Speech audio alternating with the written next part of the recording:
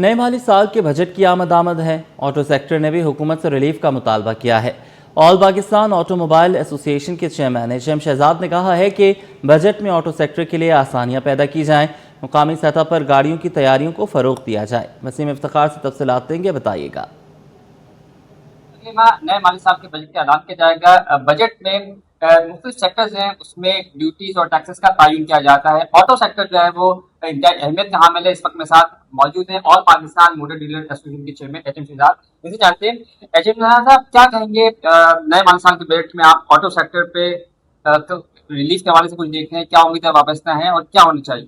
دیکھیں اس وقت جو صورتحال ہے، کیونکہ ہم IMF کے ساری باتوں کو جو ہے مانتے بھی ہیں اور اسی کے اوپر ہم نے فوکس کیا ہوا ہے، تو آٹو موبائل کے حوالے سے ریلیکسیشن نہیں ہے بالکل بھی۔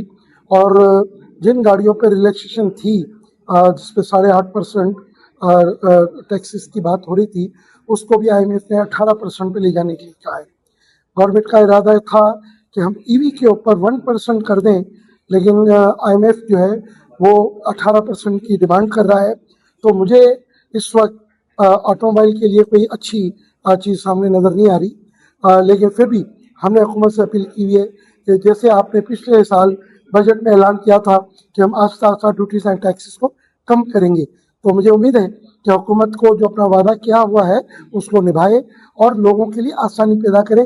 گاڑیاں اس وقت لوگوں کی ضرورت ہے اور ہمیں اس ضرورت کے لیے ہمیں ٹیکسز کم کرنے پڑیں گے، ورنہ اگر گاڑیاں عوام تک ہم نہیں دے پا رہے، اس کا مقصد یہ ہے کہ ہم ٹیکسز کم نہیں کر رہے۔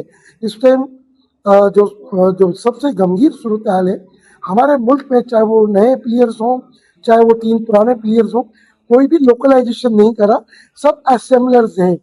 ہم جب تک لوکلائزیشن نہیں کریں گے ہمارے ملک میں گاڑیاں سستی نہیں ہوں گی، اور سب سے بڑی جو پرابلم ہے CKD SKD اسمبلی امپورٹ جو کر رہے ہیں، تو ہمارا کروڑوں ڈالر اس میں جا رہا ہے۔